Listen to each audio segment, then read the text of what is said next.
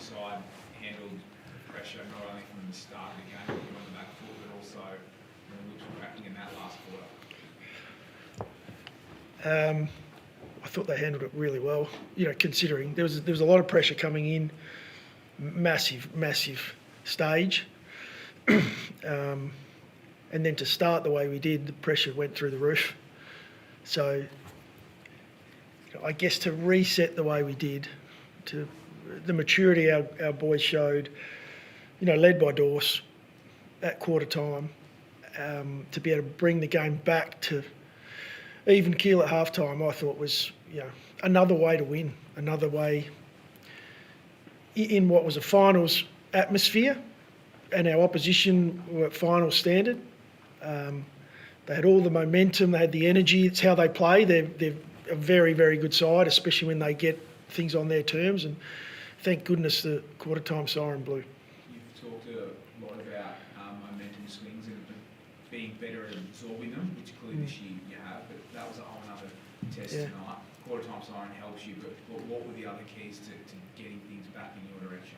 Yeah, we were a little off tonight in some key areas that our guys know about, and that's probably what allowed us to turn it around. The worst thing is to not know what's going wrong. We were really clear in that break on where the game was getting away from us. That's a great sign. It means we've got clarity as a group. The worrying sign was why weren't we executing? Sometimes it's the opposition are too good. They looked a lot sharper than us early. We were a little off, but it happens in games. Tonight's the first night in a while we've had multiple goals. I think we had 5 a couple of times kicked in a row. It just shows that we weren't at our best. But it's not always perfect, and that's something that we're working our way through as a group. The ability to still be able to perform even when it's not perfect and get a result. And it was an awesome result for us in the end to be able to do that. How much does it speak to the maturity of the group? I heard you mentioned that there was a calmness about the quarter time huddle. Didn't need to be any sprays or anything. How much does it speak to the maturity of the group and the trust, I think, of where you're at? Yeah. You can just have that approach and trust that they will turn it around. Well, that's probably I think that's the key word. We being the staff, we trust our playing group completely because it's been years of work. They trust us, and so in that moment, there's no need for yelling and screaming. You go back 3 or 4 years, you'll probably find me yelling and screaming at a quarter-time break. I look back on that and I think, well, that's me not necessarily trusting that we're all on the same page. And maybe then we weren't. It took us time, to get to that and show that maturity. But tonight it was calm. It was take a breath, come together, led by our captain, which is incredible because his first quarter I know he wasn't happy with, but his ability just to look me in the eye and say we're okay. And so pleasing. So pleasing. And it was, if you think about the game, there were just massive moments. Forget about the first quarter when the game was on and it was close. Some of the stuff, some of the individual, even though we back our team in, but some of the times, Tex, to have the ball in his hands twice and for him to, finish off. Isaac Ranken forward 50 stoppage. I thought Josh Worrell, the way he finished the game off, it showed the form he's in, has been all year. Dan Curtin, my favourite. Actually, I can't say that. The rest of them will get upset. But just the way, a couple of times he attacked the ball in that last quarter, you just go, wow. It's a pretty happy change room at the moment. It's the thing, Matthew, like that you are winning those big moments. Is that maturity? Is it the confidence? How, you've touched on it again tonight, but what do you put it down to? Well, I think it's a bit of both. I think it's a trust in the group, in that when it's my turn, the group trusts me, I trust myself. Because possession-wise, we didn't have anyone over 30 tonight, and this has been consistent for us. It's been just across the board. Everyone contributes, whether it's, you might be contributing, it's not kicking the goal, but maybe you were defensively stable behind the ball, it allowed us to get the ball to Tex, right? So we go back and we look through all of that. The little things that are done off ball, there are so many plays that are super important that help Isaac Ranken kick that goal from a forward 50 stoppage. Not just Riley O'Brien or whoever the ruck is tapping it. So I think that's where we've found ourselves. We just have complete trust in each other. It's a position that every sporting club wants to get into, and it's hard to stay there.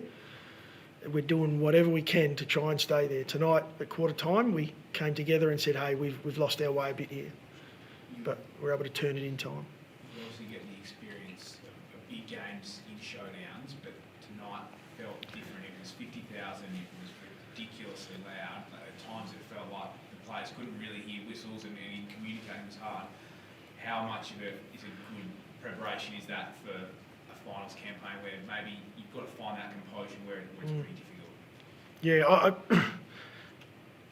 careful to say. I'm not sure we're winning this one if it wasn't at home. 50,000, there were some Hawk supporters here, but not many compared to the South Australians in the house. It was pumping.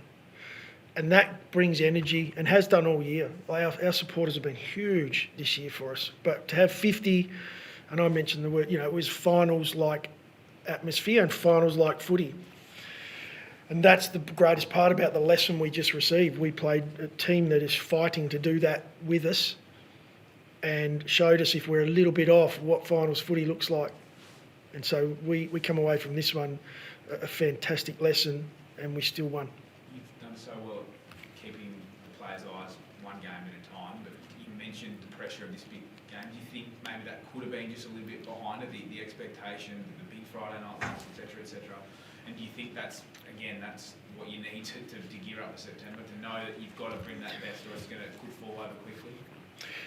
Yeah, no, I probably have more trust in our group. I think we looked a little sluggish off the mark in the first quarter. Coming off a couple of 6 days, we know it's a challenge. And it's never an excuse because every team does it. In fact, we have 5-day breaks. I think what's shown across the league is it's tough to do. And we looked a little sluggish earlier. I don't think it was us getting ahead of ourselves. It was a team where at quarter time, you've got to clap your hands at how good Hawthorn were in that first quarter. They were too good for us. They were sharp with their hands. They were faster on the loose ball. As I mentioned before, sometimes you just need that time out to come in and just reset yourselves. And that's what I'm so pleased that we were able to do. How significant do you feel like your home ground advantage is at the moment? You've only lost one game here. You've had 2 or 3 of those big momentum swing wrestles back in your favour during the year, and are obviously chasing home finals to potentially get that again. How big an advantage do you feel like it is? I think it's like most teams, but ours is on another level. AO is a cauldron. Teams love coming to play here. The atmosphere is incredible, and our support. But I'm biased, right? Our supporters are the best in the comp. Collingwood might have a fight with us on that one. But they are. We get 50,000 of them in here, and it's just us. MCG's a little different. You got 50 of each. But we love playing footy here. We know the ground well. I think our preference would always be to play at home in front of our supporters. Last couple of guys, we talked before. There's been various comments about continuity. What Junior getting continuity this year and being able to play regularly. Something he hasn't really done for recent seasons. How important has he been getting those games under his belt and being a weapon for you at the season? Yeah, he looks, and I obviously haven't gone back. We don't know the detail. I haven't looked at the stats or anything, but I thought he was at his best tonight. I thought he looked really sharp. It's super important. I mean, even Isaac coming to be able to get himself to the point where he is last week was a no-risk approach because of what he'd been able to get to. Junior now playing the majority of this season and looking really strong in the body. Again, touch wood, we continue to trust the work we've done as a group over years, and our high performance group and the way they go about it. But the buy-in has to be from the player, that they've got to go to work and understand what a professional looks like. we'll still have more challenges now coming into the next 3 weeks. You know, we've got a trip away up next. It's a slightly longer break, which will be good for us, but we've got to get that break right as well.